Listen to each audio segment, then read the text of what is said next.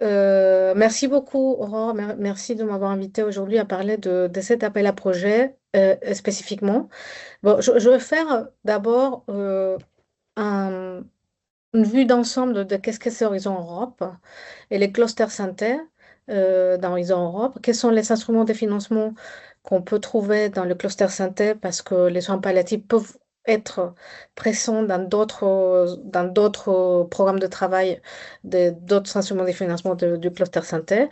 Comment lire un appel à projet, mais j'ai vu que Guillaume, vous allez présenter un petit peu sur comment lire un appel à projet parce que vous allez voir, il y a des petites astuces, au fait, des compréhensions de qu'est-ce qu'il faut, comment il faut faire pour répondre à un appel à projet Horizon Europe. Et donc, je ferai le détail de d'un projet de la mission cancer sur les soins palliatifs. Et je vous donnerai quelques ressources, quelques matériaux pour mieux répondre aux appels à projet Horizon Europe. Bon, d'abord, je vais présenter l'équipe du PCN en France. Comme Aurore a dit, je coordonne le point de contact santé Horizon Europe au sein du ministère de la Recherche. Et nous sommes quatre membres, dont trois qui sont à 40% et 60% chez d'autres employeurs qui sont en lien avec la santé, la recherche en santé. Nous avons un mini site web, le petit QR code avec le dinosaure vous amène vers les sites web du PCN Santé, en fait, de Cluster Santé, dans les sites web plus général sur Horizon Europe qui est mis en place par le ministère. Nous avons une page LinkedIn et une liste de diffusion et tous les liens sont dans cette présentation. Donc, vous pouvez, je vous partager la présentation, en fait, rien de ce que je vais vous dire est confidentiel. Et, les PCN, nous sommes des ambassadeurs de la Commission européenne dans différents pays membres et aux pays associés.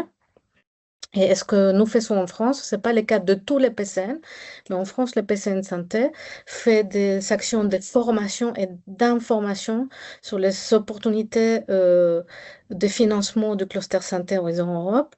Mais on fait beaucoup plus d'activités que ça. On fait des ateliers, on forme les porteurs de projets à lire les appels à projets, par exemple. On fait des analyses sur les rapports d'évaluation. On a une expertise en éthique aussi de la recherche. On peut faire des formations sur comment trouver des statistiques dans les dashboards européens et d'autres choses qui sont mentionnées dans cette diapositive. Et nous sommes, à part la liste de diffusion, en fait, nous animons un groupe de ce qu'on appelle les relais Horizon Europe. C'est des personnes qui sont des multiplicateurs. Et en fait, nous, ce qu'on fait souvent avec les relais, c'est on leur donne des informations pour qu'eux-mêmes, ils puissent orienter au mieux les chercheurs pour postuler aux appels du Cluster Center Horizon Europe. C'est une communauté qui est d'environ 2000 personnes. Nous faisons partie d'un réseau international de points de contact. Cluster Santé Horizon Europe s'appelle la communauté HN3. Et dans HN3, il y a plusieurs pays européens en fait représentés et nous avons un lien privilégié avec la Commission européenne et des déposants au niveau de l'Europe. Nous faisons beaucoup des outils pour aider les déposants avec l'équipe d'HN3 et donc je vous invite à aller voir le site web. Il y a vraiment beaucoup, c'est une mine, ce site web est une mine d'informations pour les déposants à Horizon Europe. Très rapidement, je vais rentrer à Horizon Europe et les clusters santé. Et ces petites graphes, c'est juste pour montrer que dans le cadre pluriannuel de financement, Horizon Europe représente ces petites flèches, en fait, dans les 40 programmes qui sont financés par l'Union européenne, ces petites flèches qui est là, la petite boule qui est là, c'est Horizon Europe. Mais il y a d'autres programmes que vous connaissez qui financent aussi la santé. En fait, on peut voir par exemple Erasmus et d'autres financements qui sont dans le cadre pluriannuel.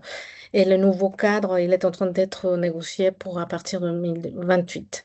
Et en fait, Horizon Europe, c'est le programme cadre, le 9e programme cadre de recherche et innovation qui finit en 2027. Et vous allez voir dans cette petite graphe à droite comment, depuis le premier programme cadre, en fait, le financement pour la recherche et le développement et l'innovation a augmenté. Et pour le prochain, à partir de 2028, ça sera beaucoup plus important aussi.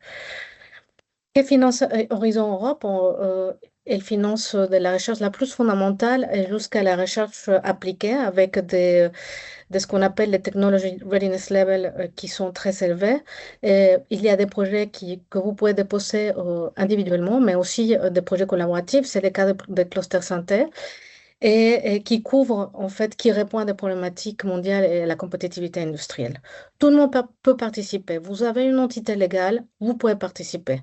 En fait, tout type d'acteur socio-économique, académique peut participer dans Horizon Europe et ça, c'est très important parce il nous pose beaucoup cette question, si je suis une petite structure, est-ce que je peux participer? Oui, vous pouvez participer si vous avez une entité légale. Après, si vous avez des questions là-dessus, vous pouvez nous contacter. Et pourquoi participer? Et là, Guillaume vous parlera de ça, mais en fait, Horizon Europe, c'est un taux de financement attractif qui va jusqu'à 5% de subvention pour des durées de longue durée qui vont jusqu'à en moyenne 4-5 ans pour les clusters synthé. Ça vous permet d'accélérer la recherche, partager des risques avec d'autres bénéficiaires. Ça vous donne une ouverture, un accès à un marché européen. Vous avez une visibilité et reconnaissance internationale. Et puis, c'est important aussi que vous publiez, vous faites des publications de haut niveau quand vous participez à un projet collaboratif Horizon Europe, et ces publications sont 2,5 fois plus citées que la moyenne mondiale. Et évidemment, c'est une aventure humaine et c'est important de dire tout ça. Et en fait, Horizon Europe est un programme qui répond aux logiques où l'Europe définit les besoins de citoyens, ce qu'on appelle policy driven. Elle établit les priorités et vous apportez la solution. Et c'est comme ça que les financements arrivent. Si les projets proposés répondent à ces besoins et à cette logique de l'Union européenne. Et il faut prendre en compte quand on répond à un appel à projet Horizon Europe sur ces aspects politiques, en fait, d'où vient l'appel à projet, qu'est-ce qu'il vise à répondre à la fin, à court, au moyen, au long terme.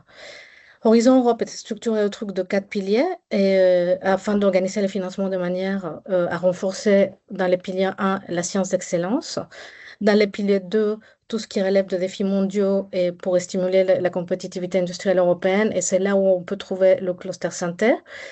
Le pilier 3 qui est celui qui soutient les écosystèmes d'innovation, et le pilier 4 qui est le pilier pour élargir la participation sur l'espace européen de la recherche. Et en fait, ça permet de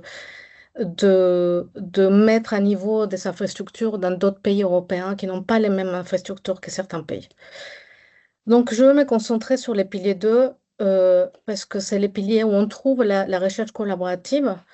Et les clusters 1, quand vous parlez de cluster santé, il y a beaucoup de gens qui disent dans le jargon européen cluster 1, ça veut dire le cluster santé, qui avait un financement de 8,24 milliards d'euros. Mais tous ces clusters sont des appels collaboratifs aussi. Mais la santé, en fait, ne se trouve pas que dans les clusters santé. En fait, la santé peut se trouver un peu partout dans Horizon Europe, parce que dans les piliers 1 et dans les piliers 3 et les piliers 4, il y a des appels qui sont pas thématiques. Donc, ça peut adresser aussi des problématiques de santé. Donc, qu'est-ce que c'est les clusters synthé? Les appels à projet de cluster synthé, ça s'appelle top-down. En fait, vous allez répondre aux résultats attendus qui sont listés dans l'appel à projet. Il s'agit de projets collaboratifs transnationaux, transdisciplinaires, des appels à projets qui peuvent aller en une étape ou 2 étapes. Et ce n'est pas le cas de l'appel aujourd'hui, qu'on va parler en détail, c'est un appel en une étape. C'est des durées de projets qui vont entre 4 et 5 ans. Et dans les programmes de travail de Glossar Santé, on fait rarement mention aux échelles TRL. Et cela ne veut pas dire que certains des acteurs ne peuvent pas se trouver dans cette échelle, mais ce n'est pas mentionné explicitement. Bon, dans les clusters synthé, il y a plusieurs différents instruments de financement collaboratif. Le premier, c'est les programmes de travail principal. Et on ne va pas parler de ça aujourd'hui, mais ce qui est important du programme de travail principal, c'est que ça inclut 6 grandes thématiques. En fait, c'est le programme de travail le plus important du cluster synthé.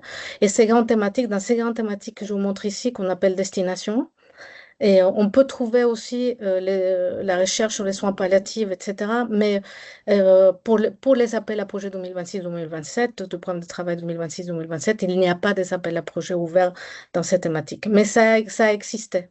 Ça existait, je vais vous donner quelques exemples.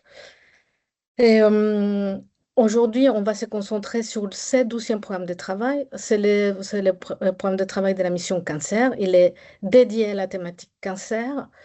Et, mais vous avez d'autres programmes de travail qui adressent des problématiques de santé qui pourraient être intéressantes pour les soins palliatifs. Mais bon, en fait, pour l'instant, comme je vous dis, il n'y a pas de appel à projet ouvert dans ce sens.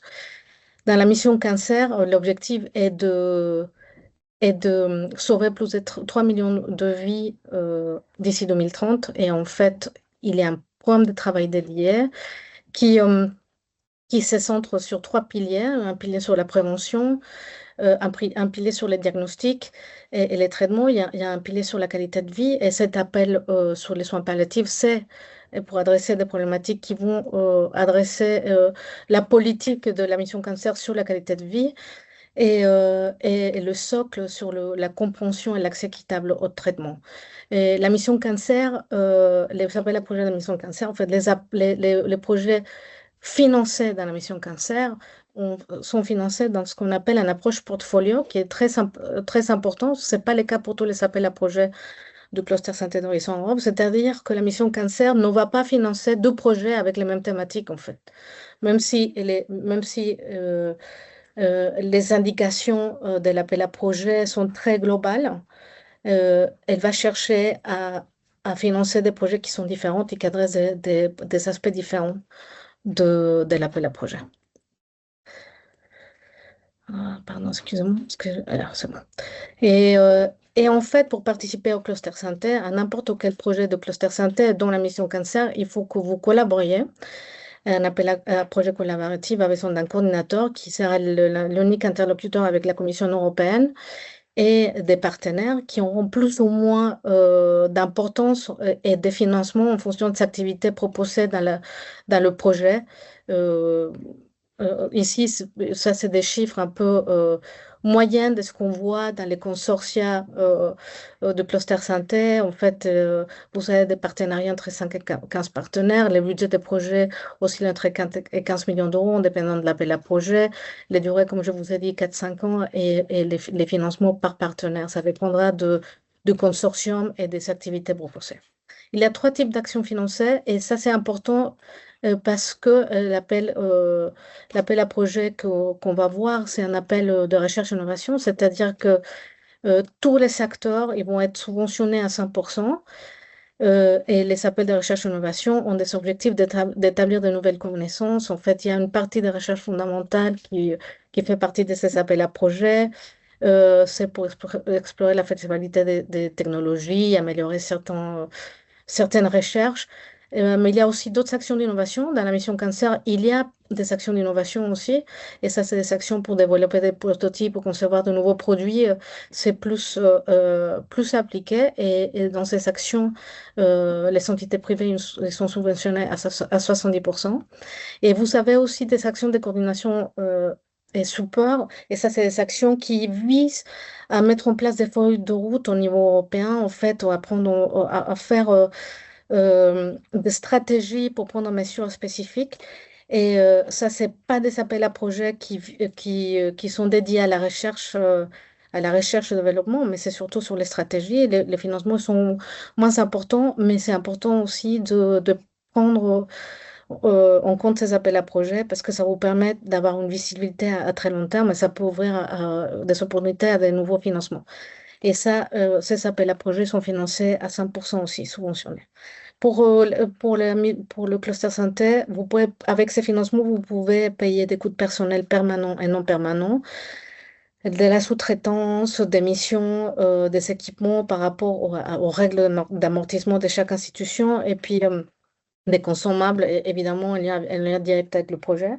Et le taux forfaitaire de 25% de coûts directs est aussi financé, c'est-à-dire quand vous voyez un financement de, disons, 10 millions d'euros, ça inclut ces 25%. Pour participer, il vous faut au moins minimum 3 entités légales. au moins une établie dans un État membre, mais ça doit être soit une entité légale indépendante dans un État membre ou un État associé, mais tout le monde peut participer. Par contre, pour avoir du financement, il faut être partenaire d'un des 27 États membres, des États associés, les États associés d'Horizon Europe. Le Canada fait partie des États associés à Horizon Europe dans le pilier 2. Vous avez aussi toute une liste de pays à faible et moyen revenu qui sont aussi finançables par Horizon Europe directement. Et je vous ai mis les liens ici. Et pour le cluster santé, pas pour la mission cancer, mais pour les appels à projets de cluster santé, vous pouvez aussi inclure des partenaires des États-Unis qui seront financés directement par la Commission européenne. Là, je ne vais pas passer du temps parce que Guillaume vous parlera de ça, des petits détails sur comment lire un après projet en fait et voir les subtilités. Mais comme je vous ai dit au début, ce qui est important, c'est aussi de prendre en compte qu'est-ce qu'il faut répondre au niveau des politiques publiques derrière l'appel à projet. En fait, quel est votre impact à long terme quand vous répondez à cet appel à projet. Et ensuite, vous avez ce qu'on appelle les expected outcomes, c'est le scope. Et je vais rentrer dans le détail dans l'appel sur le palliative care. Un conseil qu'on vous donne à chaque fois que vous participez à un de ces projets, en fait, que vous soumettez un de ces projets, c'est qu'il faut prendre en compte les critères d'évaluation. Cela vous permet de construire un projet plus solide. Il y a trois critères principaux. C'est d'évaluation, c'est l'excellence, l'impact et la qualité, l'efficience de la mise en œuvre du projet. Vous avez un comité d'experts, de trois experts indépendants qui décident qui sont les projets. En fait, les projets sont classés et financés par rapport au budget disponible. Et puis, une fois que le projet est financé, en fait, vous soumettez les projets. 5 mois après la soumission des projets, vous avez une réponse à peu près de la Commission européenne et ça vous prend minimum 3 mois de contractualisation. C'est-à-dire que le time to grant, ce qu'on dit, elle est à peu près de 8 mois, mais ça peut durer plus, ça dépend des projets. Et juste, les critères d'évaluation, ils sont connus. Il y a des grilles qui sont données aux évaluateurs de projets. Et donc, tenez en compte ça au moment d'écrire votre projet. Et juste un petit zoom sur des projets qui ont été financés dans les clusters santé.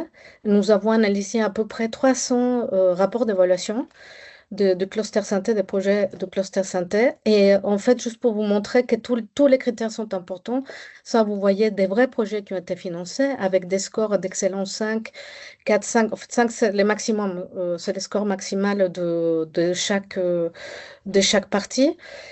Et vous voyez, par exemple, ces derniers projets qui a 5 en excellence, il y a eu 4 en implémentation, en fait, en mise en œuvre, il est placé en réserve liste, il n'a pas été financé. C'est-à-dire qu'il faut prendre en compte tous les critères, en fait. Ne négligez pas tous les côtés que vous pouvez adresser correctement.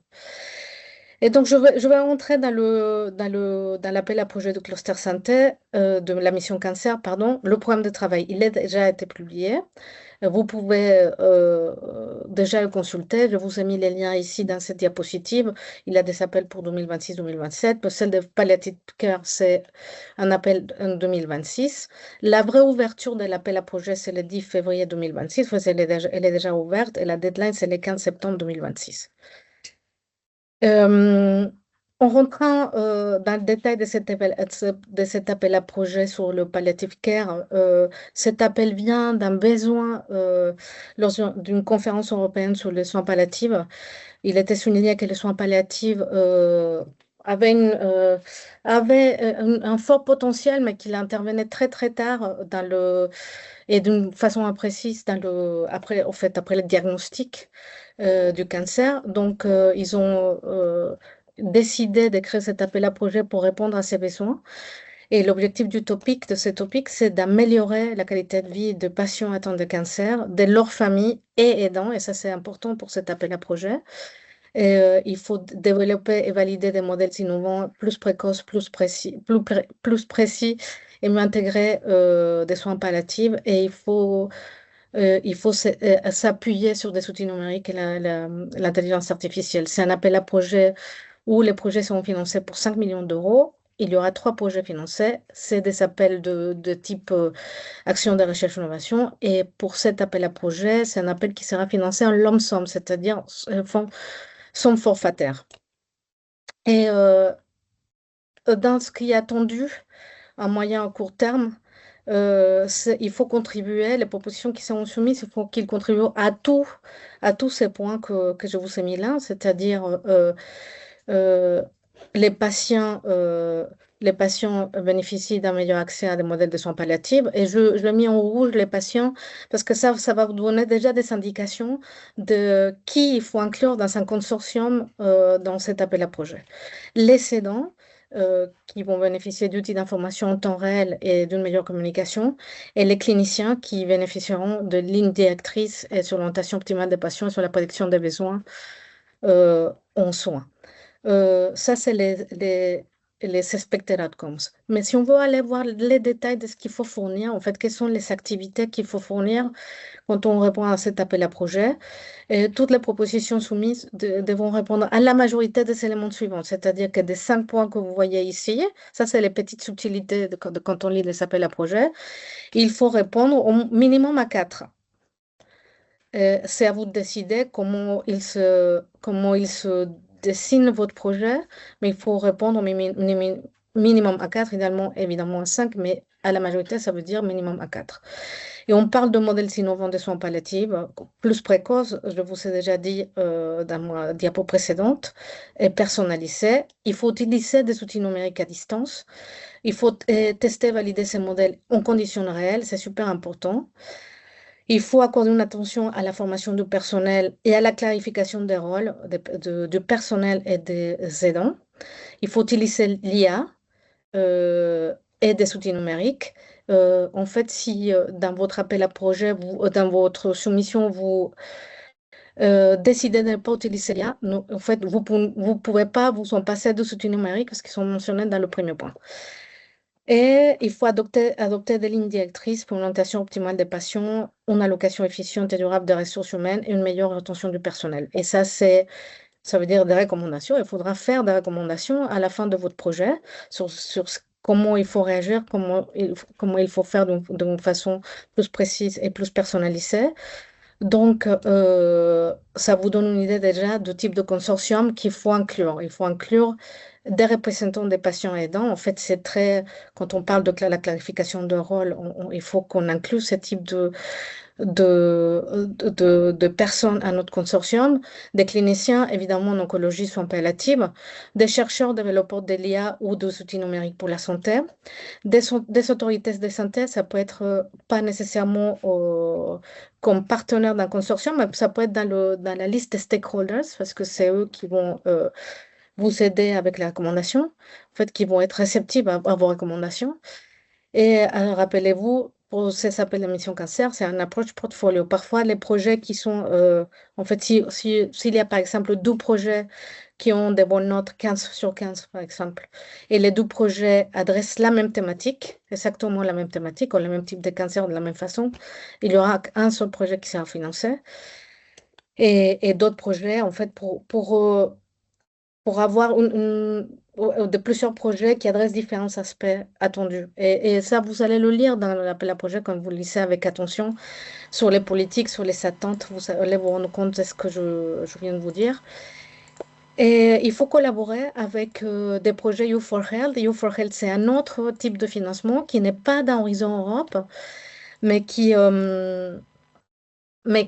adresse aussi des problématiques du système de santé.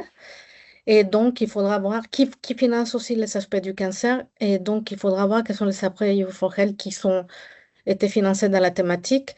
Vous n'êtes pas obligé de les inclure dès le départ dans votre soumission, mais il faut prévoir quand même un budget pour collaborer avec ces projets.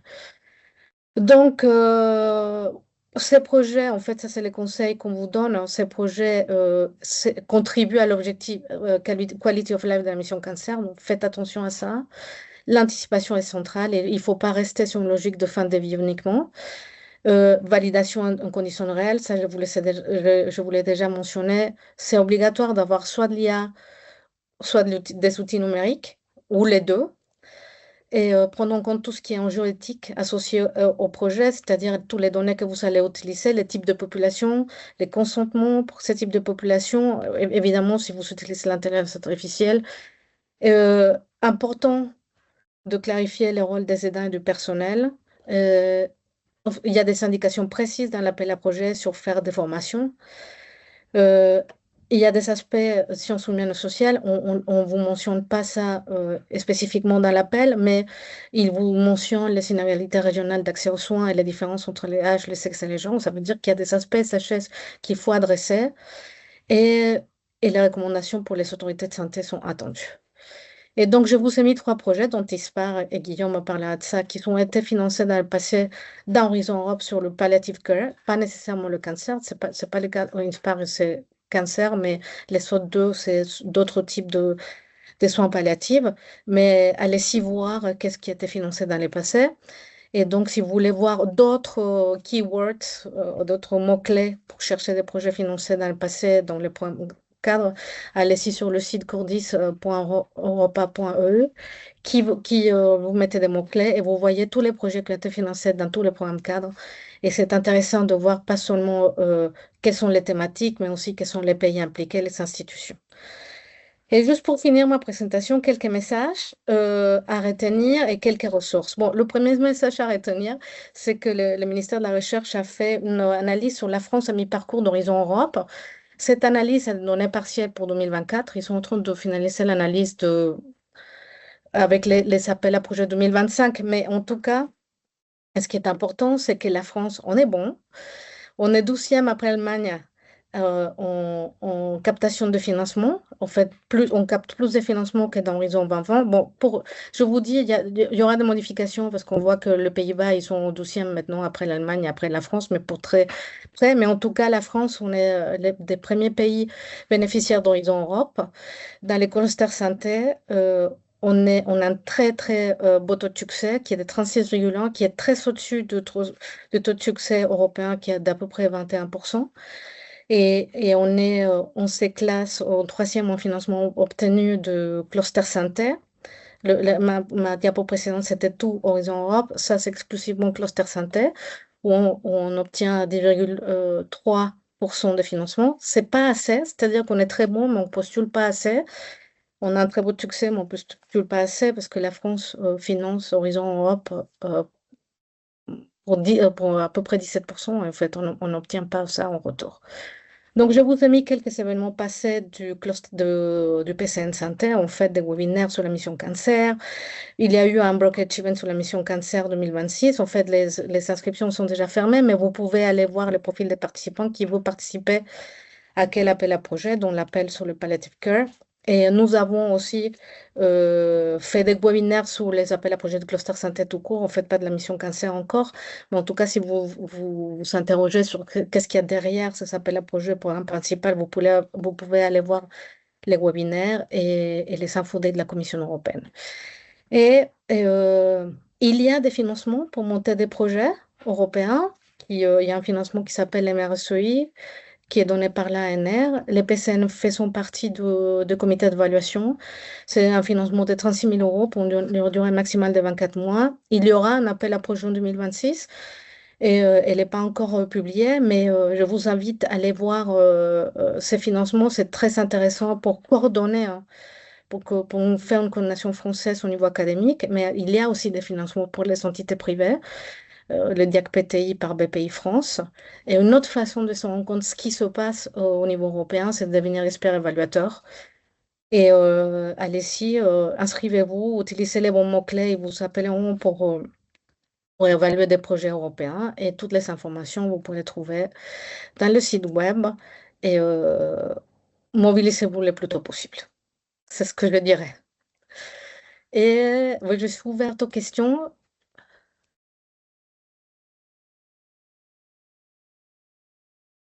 Merci beaucoup, Vania. Alors, peut-être qu'on laisse réagir Guillaume et puis on fait le temps des questions juste après, si ça vous va Oui, oui, tous les parfait, deux. parfait.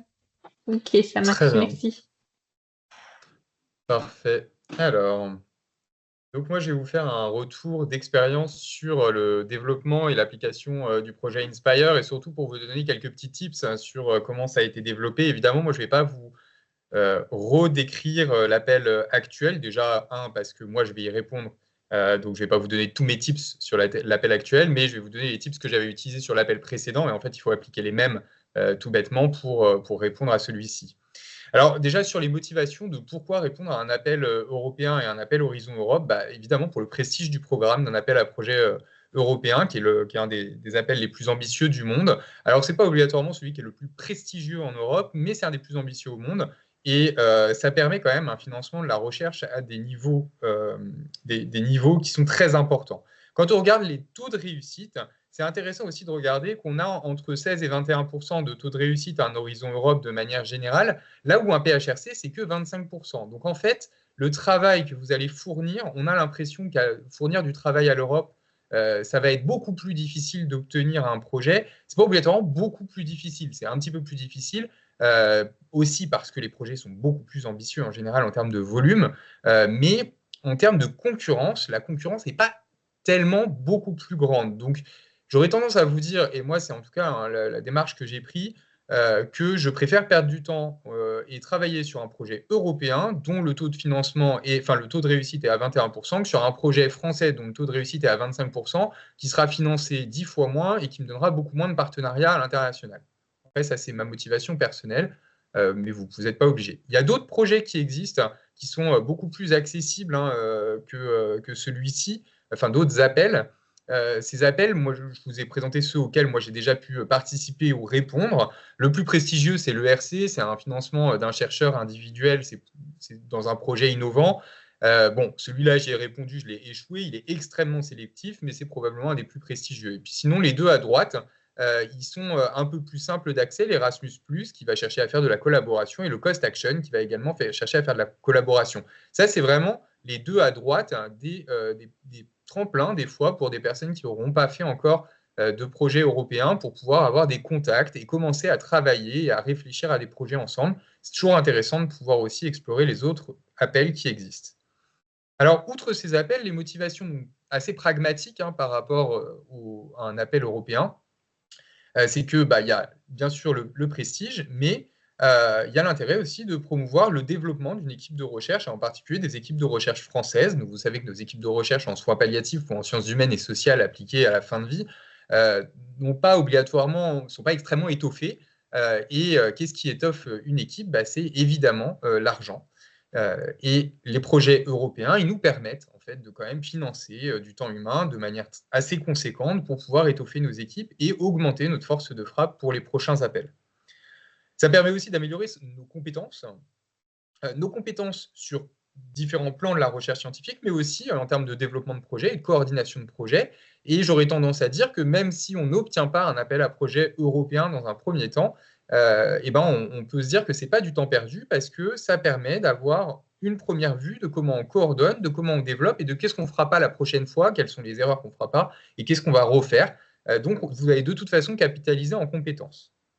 Ce qui est très intéressant, c'est aussi que l'aspect international permet de créer des liens forts avec d'autres institutions et souvent des institutions qui sont des mastodontes de la recherche et qui nous permettent, nous aussi, dans nos disciplines, on est peut-être des structures de recherche un peu modestes, mais ça nous permet de capitaliser sur les expériences internationales, sur les compétences internationales et souvent d'aller rejoindre des consortiums autres dans d'autres appels pour pouvoir faire vivre notre équipe de recherche sur des thématiques qui nous sont chères. Donc, je trouve que c'est assez intéressant. Et puis, évidemment, ça permet de se positionner dans le paysage de la recherche de la discipline en soins palliatifs, tant sur le plan national que sur le plan européen. Alors, comment on identifie un appel à projet? Parce qu'en fait, là, on vous dit qu'il y en a un, bien sûr, qui est dédié aux soins palliatifs, mais en réalité, il y en a régulièrement des appels à projets en soins palliatifs. Moi, je n'ai pas une carrière extrêmement longue, j'en ai connu 4. Qui étaient vraiment particulièrement dédiés aux soins palliatifs et où c'était explicitement donné dans le call. Vous pouvez les trouver, les appels à projets, sur le site d'Horizon Europe. Et nous, par exemple, on avait trouvé cet appel à projet-là, qui était Tackling Diseases en 2021, spécifique à la question, enfin en tout cas, c'était le call Tackling Diseases, mais il y a des lignes dans les calls qui vont définir finalement les différents sujets qui doivent être répondus, dont les soins palliatifs à ce moment-là. Attention à faire très attention à comment fonctionne l'appel. L'appel auquel j'ai répondu, que je vous présente là pour celui de 2021, c'est le même fonctionnement que le prochain appel, enfin que l'appel en cours. C'est en single stage, c'est-à-dire que vous allez fournir l'ensemble des documents. Ce n'est pas qu'une lettre d'intention que vous allez fournir. On n'est pas comme sur du PHRC, où on va souvent faire une lettre d'intention, et puis si on est sélectionné, derrière, on va proposer le projet de manière générale. Là, on propose l'ensemble du projet en une fois, et donc il faut que le projet soit directement mature au moment de la deadline. L'opening date, bon, ça c'est déjà fait, et c'est surtout attention à la deadline, parce que la deadline, c'est évidemment le dernier moment où vous allez pouvoir soumettre votre projet, et ça veut dire que tout doit avoir été fait. Et là, cette année, il est encore en septembre, alors je n'ai pas la date exacte de septembre, mais c'est en septembre, et là on se dit, bah oui, septembre, ça devrait être bon, on a quand même plus de 6 mois, oui, on a plus de 6 mois, mais c'est extrêmement chronophage de répondre à un appel Horizon Europe, donc il faut quand même commencer à penser le projet, et commencer à penser le consortium probablement dès maintenant. Comment on identifie les partenaires pour notre consortium? Bon, ça, c'est pas, il n'y a pas de secret. Hein. Il y a les partenaires historiques de votre centre, des partenaires à l'international avec qui vous avez déjà travaillé sur des thématiques communes. Déjà, ce qui est intéressant, c'est que vous savez que vous vous intéressez à une même thématique, que vous avez une expertise ou un début d'expertise sur une même thématique. Et puis, la deuxième chose, c'est que vous avez déjà collaboré. C'est probablement des centres avec qui vous savez collaborer et vous connaissez leurs compétences. Donc ça, c'est quelque chose qui est plutôt pratique. Soit pour ceux qui ont fait des mobilités à l'international, c'est très souvent le centre dans lequel vous avez fait une mobilité, évidemment. Autre sollicitation possible, tous les laboratoires qui sont connus des membres de l'équipe et que vous savez avoir une compétence spécifique dans une des parties du projet. Il ne faut pas que vous mettiez que des unités de soins palliatifs avec qui vous collaborez en clinique, avec qui vous êtes amis. Je vous rappelle que c'est quand même un appel de recherche et j'ai reviewé moi déjà des projets de ce type-là et on voit qu'en fait, il y a beaucoup de copinage. Le problème, c'est qu'il faut aller chercher la compétence quand même derrière, la compétence scientifique. Et si on vient de présenter uniquement des équipes de soins palliatifs qui n'ont pas de compétences particulières scientifiques, en fait, on perd cette légitimité-là à les faire rentrer en tant que partenaires dans le projet. Il y a d'autres partenaires et du coup, vous en avez déjà eu l'évocation lors de la présentation précédente, qui doivent être inclus pour satisfaire les attentes de la Commission européenne. Et ça, c'est en lisant le projet que vous allez comprendre que ces partenaires, ils sont obligatoires. Et les partenaires obligatoires que je vais vous mentionner, c'est les éthiciens. Ça, il n'y a pas de question. Il faut que vous ayez quelqu'un qui va être responsable d'un work package éthique et qui va vous permettre finalement de travailler cette question-là. L'autre partenaire essentiel et incontournable, c'est les partenariats avec les associations représentatives de patients. Sur ce, je vous ai mis European Cancer Patient Coalition, parce que c'est celui auquel moi que j'avais associé. C'est évidemment une association de patients qui, elle, a fait banqueroute et donc n'existe plus, qui s'est reformée sous la forme de CP, Cancer Patient Europe. Et j'aurais tendance à vous dire, faites attention. On n'est pas sur des partenaires professionnels, on est sur des partenaires qui sont là pour faire de l'advocacy, qui ne comprennent pas bien les enjeux de la recherche, qui vont chercher des budgets extrêmement importants pour une participation très modeste dans les projets. Donc, il faut quand même bien les driver. Et si vous êtes coordonnateur, il faut avoir un rôle à un moment aussi pour limiter les coûts et les ambitions de certains partenaires, surtout quand leur implication est assez pauvre. Autre partenaire intéressant, qui n'est pas obligatoirement un partenaire qui est absolument attendu par la Commission européenne, mais c'est vos institutions scientifiques. Ça peut être l'IAPC, par exemple, l'IAPC qui est partenaire dans énormément de projets de recherche, mais ça peut être la MASC, si vous vous intéressez à cette question-là, ou si vous vous intéressez à des questions, je ne sais pas, de maladies neurodégénératives, une association européenne scientifique sur les maladies neurodégénératives. En tout cas, avoir ce type d'association-là, c'est intéressant. Et c'est intéressant pourquoi? Pas pour répondre au caractère scientifique, mais pour répondre à la valorisation de votre projet. Il est extrêmement important pour la Commission européenne de voir qu'un projet financé va être valorisé. Parce que sinon, ça veut dire qu'il finance quelque chose qui ne va pas être diffusé derrière. Donc, pensez à inclure ce type de partenaire. Et puis, vous pouvez aussi faire des appels à candidature, et je vais vous montrer comment. On peut aussi rejoindre un consortium, tout simplement, quand vous savez qu'il y a un consortium qui se monte. Si vous ne voulez pas directement en fait, être en charge du consortium, parce que c'est un travail qui est assez important, qui demande énormément de coordination, vous pouvez demander à rejoindre un consortium et à apporter votre brique au consortium. Et on va voir à nouveau comment on peut trouver un consortium qui cherche des partenaires. Bon, évidemment, bien sûr, si vous savez qu'il y a un consortium qui se monte, vous pouvez les contacter directement. Pour pouvoir chercher un consortium qui potentiellement cherche des partenaires, vous avez le site de la Commission européenne dans lequel vous allez pouvoir rechercher les différents appels à projets. Donc ça, c'est en haut à droite, vous avez Search. Dans Search, vous pouvez taper Palliative Care et vous aurez tous les projets qui mentionnent de près ou de loin les soins palliatifs. Ce n'est pas obligatoirement dans le titre du projet, enfin de la ligne d'appel, mais ça peut être dans le descriptif. Et donc, des fois, en fait, vous arrivez à rentrer à peu près des ronds dans des carrés et à pouvoir répondre à des appels à projets en tant que médecin de soins palliatifs ou en tant que chercheur en soins palliatifs et fin de vie, alors que ce n'est pas obligatoirement la ligne directement qui adresse cette question-là. En tout cas, si vous cherchez des partenaires, c'est plutôt dans la partie founding et vous avez Partner Search qui va vous permettre de trouver des partenaires et de vous inscrire vous aussi, d'inscrire votre institution en tant que potentiel partenaire pour des projets qui seraient intéressés pour aller collaborer et chercher des nouveaux partenaires et des nouvelles compétences. Donc, n'hésitez pas, si vous ne souhaitez pas être directement coordonnateur, à venir vous inscrire sur ce type de plateforme-là. Et particulièrement celle de la Commission européenne, évidemment, puisque c'est celle qui est la plus recherchée. Alors, les difficultés pour répondre à un projet, c'est de comprendre le contexte du projet. Parce que très souvent, de la ligne d'appel, très souvent, votre projet, il a déjà une forme. Vous avez déjà pensé le projet parce que vous travaillez dessus depuis des années et que ça vous intéresse. Le problème, c'est que les attendus de la Commission européenne, ce n'est pas obligatoirement les mêmes. Et donc, il va falloir faire rentrer des ronds dans des carrés et il va falloir que vous arriviez à comprendre réellement quels sont les enjeux du projet. Donc, on va décortiquer le dernier appel de 2021. Ce dernier appel, il s'intéressait à contributing to all of the following expected outcomes. Donc ça, c'est ce qui vous a déjà été présenté, c'est que les outcomes qui sont attendus, c'est des outcomes qui sont quand même à tendance politique. Ils cherchent à répondre à une question qui est en général un hot topic qui a été soulevé. Là, pour l'appel actuel, c'était lors d'une conférence, mais pour l'appel auquel j'ai répondu, c'est une association mondiale de soins de support du cancer qui avait fait de l'advocacy auprès de la Commission européenne pour que rentre cette ligne-là. Et donc, il y a vraiment une dimension politique qu'il ne faut pas oublier. L'objectif, c'était réduire la souffrance et améliorer la qualité de vie des patients atteints de cancer dans leurs besoins en soins de support, en soins palliatifs, en survivorship également et en fin de vie, ainsi que celle de leurs aidants familiaux. Et les patients qui avaient un cancer devaient avoir un meilleur accès et un accès plus précoce à ces soins, et on devait réduire les inégalités sociales, les inégalités économiques et surtout le poids social et économique de la maladie par l'action qui était proposée, et on devait inclure dans l'ensemble du projet l'idée de guidelines, et de policies, donc pour améliorer en fait les prises en charge et améliorer les politiques publiques. Donc ça, il ne faut pas oublier que c'est un « et » en fait. Votre projet doit répondre à tout ça.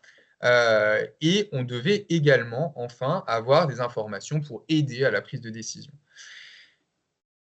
Tout ce qui est écrit là, il n'est pas écrit explicitement que vous devez absolument tout faire, mais en fait, il faut vraiment le lire comme ça, et ça, et ça, et ça, et ça. Le reviewer, il va chercher à voir si vous avez répondu aux attendus, à ces expected outcomes-là. Et si vous n'y avez pas répondu, vous allez tout de suite perdre des points, et à partir du moment où vous commencez à perdre des points, vous ne serez pas financé. Donc, c'est hyper important de bien prendre en considération l'ensemble des expected outcomes.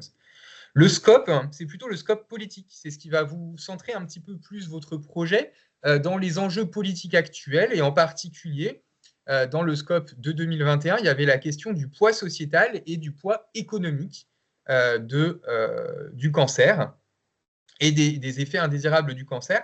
Et ça, ce poids-là, c'est un poids politique majeur, et donc du coup, nous, on l'a ressorti de manière importante dans le projet qui a été proposé pour pouvoir être financé. Donc, il y a une partie des outcomes. On vous dit quels sont les outcomes qu'il va falloir explorer. Donc, il n'est pas question que vous vous dites « Ah, ce qui m'intéresse, moi, ça va être la satisfaction ». Non, ce n'est pas ce qu'on vous a demandé. On vous a demandé la qualité de vie. Donc, l'outcome principal de votre étude principale, c'est la qualité de vie. Ensuite, on vous dit réduire l'impact économique sur le système de santé et l'impact sociétal. Ça veut dire quoi? Ça veut dire qu'il faut une étude médico-économique. Vous n'avez pas le choix, vous êtes obligé d'inclure ça dans votre projet. On vous dit qu'il faut des clinical guidelines and politics. Donc, il vous faut des guidelines development ou un work package ou au moins une task qui s'intéresse au développement d'une guideline. Ça, c'est des choses, il faut le lire comme ça en fait. À chaque fois que vous lisez un expected outcome, vous vous dites qu'est-ce que ça va impliquer dans mon projet? Qu'est-ce que je vais en ressortir? Est-ce que c'est des outcomes particuliers? Est-ce que c'est une méthodologie particulière? Des fois, ça s'appelle une méthodologie. Est-ce que c'est carrément un work package? Et là, clairement, quand on nous dit qu'il faut réduire le poids économique, bah, ça veut dire qu'il y a un work package médico-économique. Il n'y a pas de question là-dessus.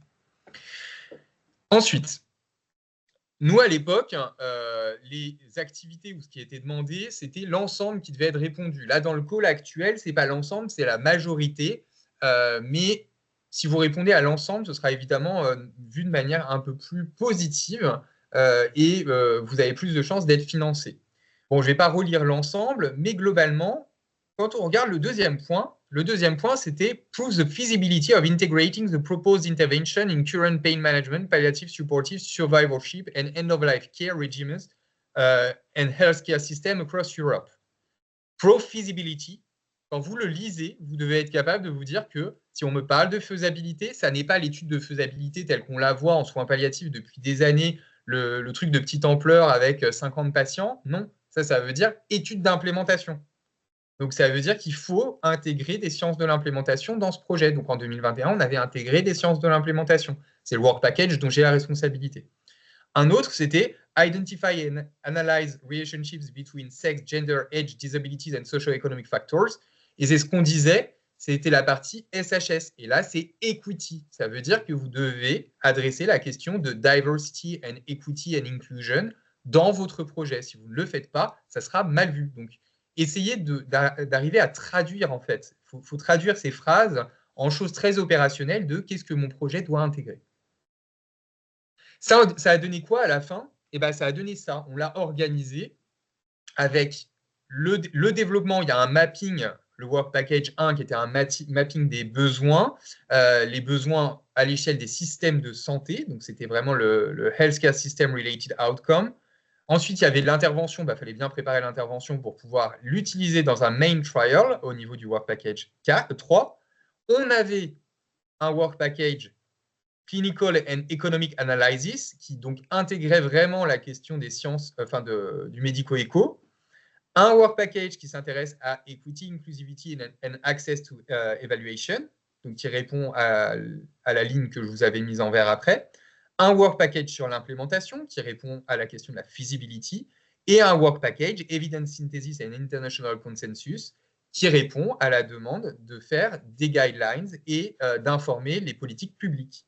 Donc voilà, on avait intégré l'ensemble des attendus de la Commission européenne dans ce schéma-là d'organisation. Et puis évidemment, vous avez quelques work packages qui sont des work packages un peu plus larges qui vont couvrir l'ensemble du projet. Nous, on avait mis dissémination et on a bien sûr mis la coordination qui est un work package extrêmement important. Et dedans, on avait des partenaires de différents pays. On a d'ailleurs inclus un partenaire supplémentaire par la suite grâce à un autre appel Horizon Europe qui permet en fait de faire rentrer des partenaires émergents ou des partenaires qu'on peut soutenir dans la recherche, dans des projets déjà financés et qui sont déjà bien lancés pour les aider. Donc, on a un partenaire tchèque qui a rejoint le consortium par la suite. Les difficultés qu'on rencontre, c'est de bien faire la différence entre les différentes parties d'un appel à projet Horizon Europe et en particulier dans ce call. Le call 2021, c'est le même dans la manière de faire que le call actuel. Donc, du coup, c'est les mêmes documents qui sont attendus. Un part A qui est vraiment très administratif, qui va simplement décrire votre institution, les chercheurs, leurs compétences, qui va participer au projet, le budget par partenaire. Ce n'est pas obligatoirement quelque chose sur lequel vous allez passer un temps fou, mais il faut quand même le contrôler. Ensuite, vous avez le part B, et le part B, ça, c'est l'enjeu. C'est la partie la plus complexe à mettre en œuvre, c'est la partie excellence, technical. C'est là où vraiment vous allez avoir une évaluation de l'excellence, de l'impact, de la qualité et de l'efficience de l'implémentation. C'est ce qui vous a été présenté lors de la présentation précédente. Gardez bien en tête tous ces critères d'évaluation lorsque vous rédigez le part B. Et le part B, c'est là où vous allez mettre ensemble l'ensemble des work packages de manière cohérente pour répondre à l'appel à projet. Le clinical trial, qui est un autre document, qui est le protocole de l'étude principale, il est quasiment anecdotique dans le travail. Ça, c'est quelque chose que vous allez développer un petit peu dans votre coin. Alors, évidemment, vous évaluez la faisabilité et la capacité de recrutement des différents sites, mais le clinical trial, ce n'est pas un enjeu de coordination. L'enjeu de coordination, il est dans le part B, il est dans la capacité que vous aurez à faire dialoguer différents partenaires et différentes modalités de recherche pour pouvoir répondre à l'appel de l'Horizon Europe. Autre difficulté, l'éthique.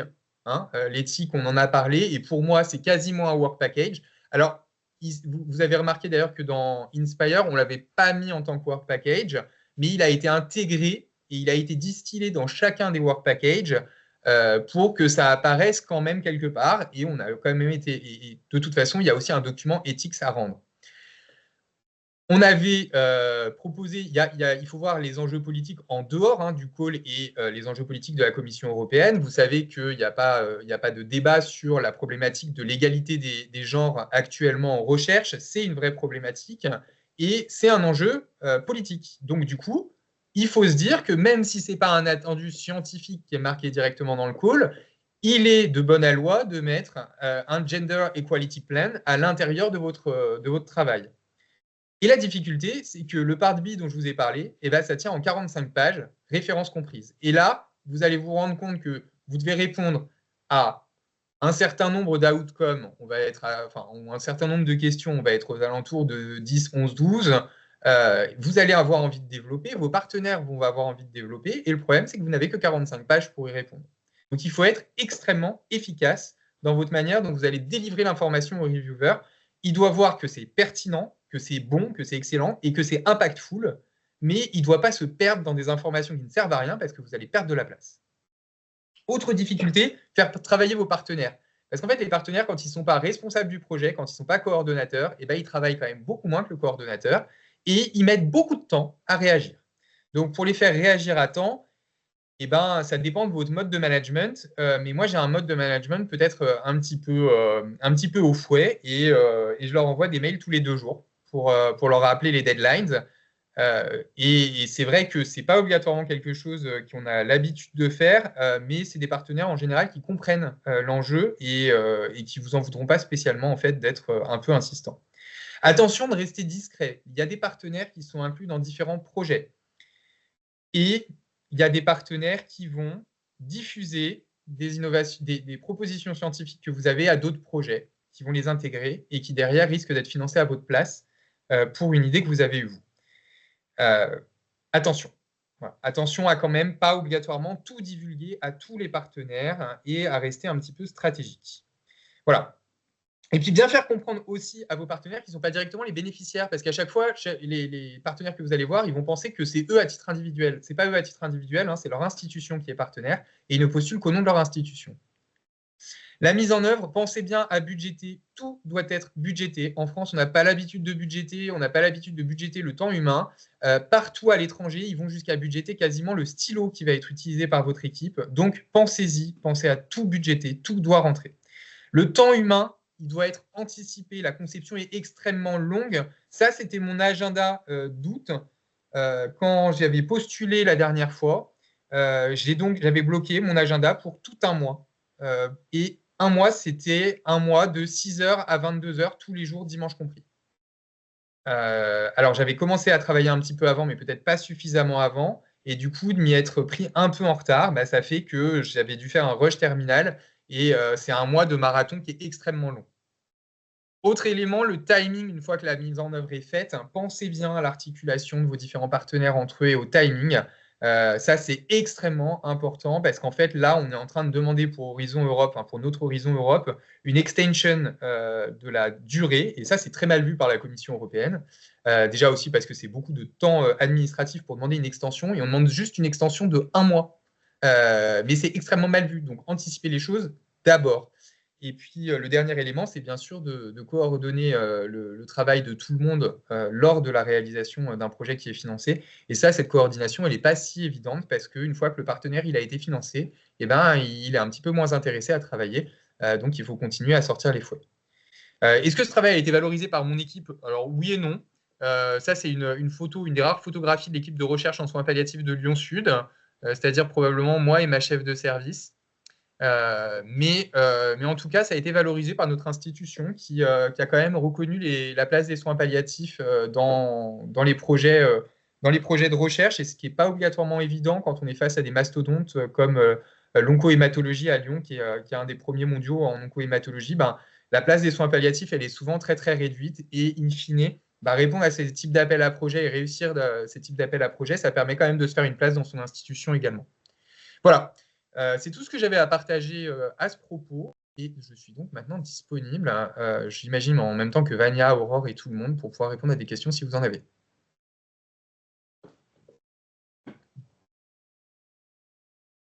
Ça marche, merci beaucoup. Alors, s'il y a des questions.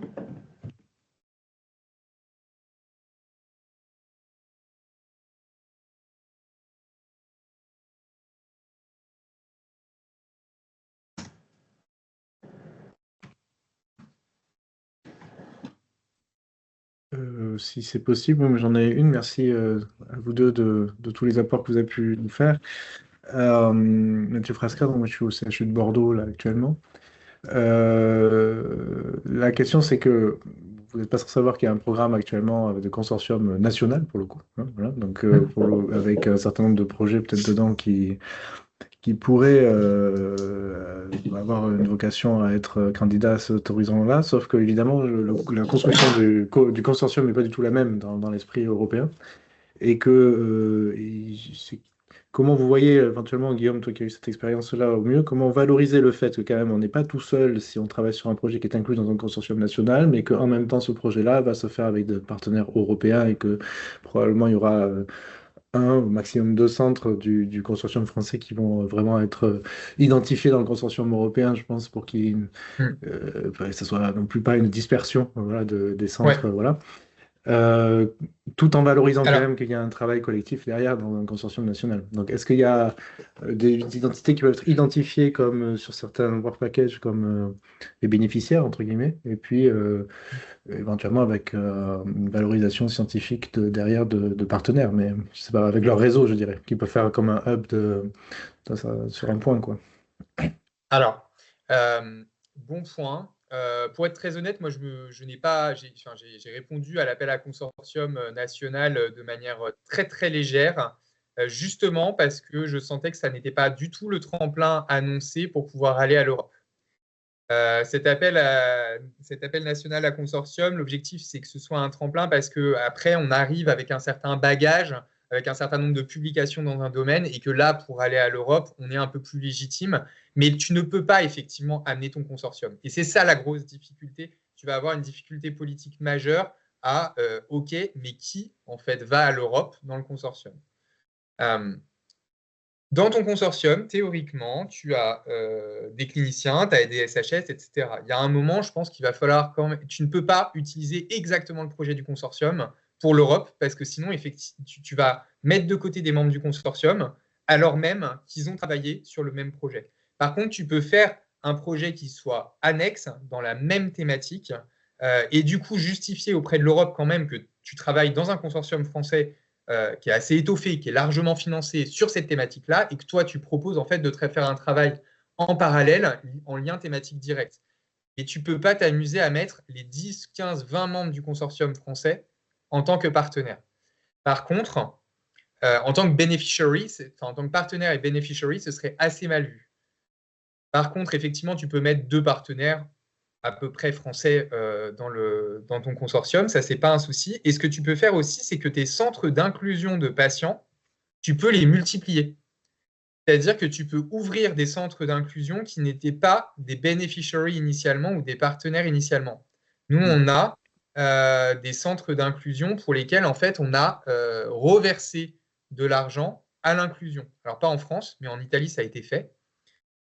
Pour pouvoir les ouvrir en tant que centre d'inclusion. Ce n'est pas des contributeurs directs au travail scientifique, c'est des contributeurs directs au travail de recrutement de patients, d'évaluation de l'intervention.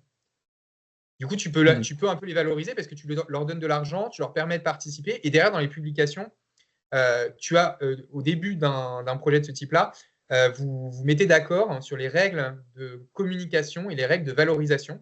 Et donc, vous pouvez inclure d'emblée que vous allez valoriser un centre d'inclusion en les mettant en tant qu'auteur d'un papier, par exemple. Ça, c'est possible. Mais c'est un exercice, voilà, en tout cas, je te rejoins complètement, et j'ai systématiquement dit sur cet appel à projet que c'était très compliqué de pouvoir dire qu'on irait à l'Europe en mettant 15 pays dans un même consortium sur une même thématique. Enfin, 15 pays, 15 partenaires dans un même consortium. Voilà. Ok, merci. Alors, Madame Minimel, on vous laisse prendre la suite. Oui, bonjour, c'est Mininel, chercheur en santé publique. Fais partie d'un consortium aussi national.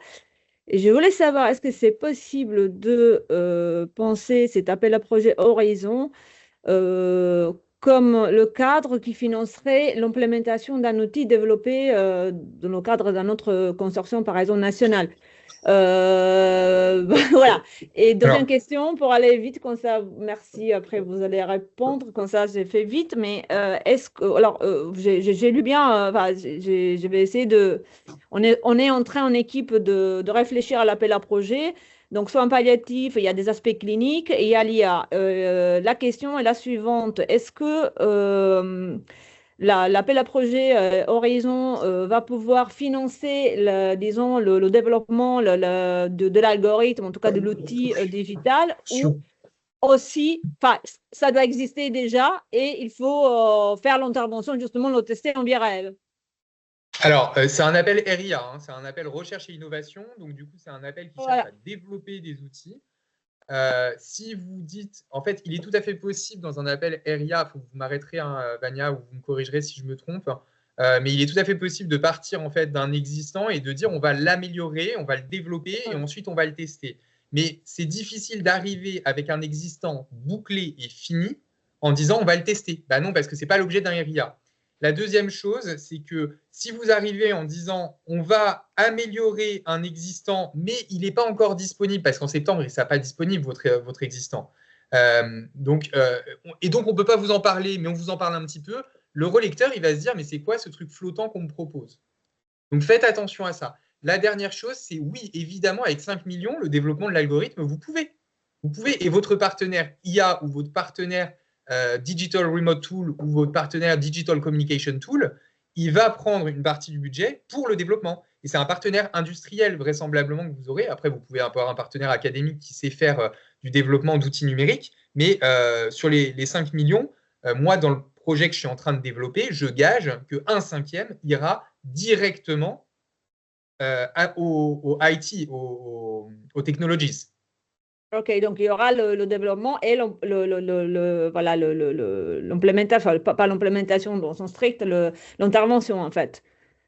Vous avez, mais quand vous lisez l'appel, alors bon, sans tout vous lire pour vous, mais il y a le développement, Ouais, il y a l'évaluation de la faisabilité, ouais, et dans l'évaluation de la faisabilité, il demande de l'implémentation. Donc en fait, il faut voir que la faisabilité, c'est ça, l'implémentation, c'est oui, ça, la oui, oui. faisabilité n'est qu'un bout de l'implémentation dans ce qui est demandé.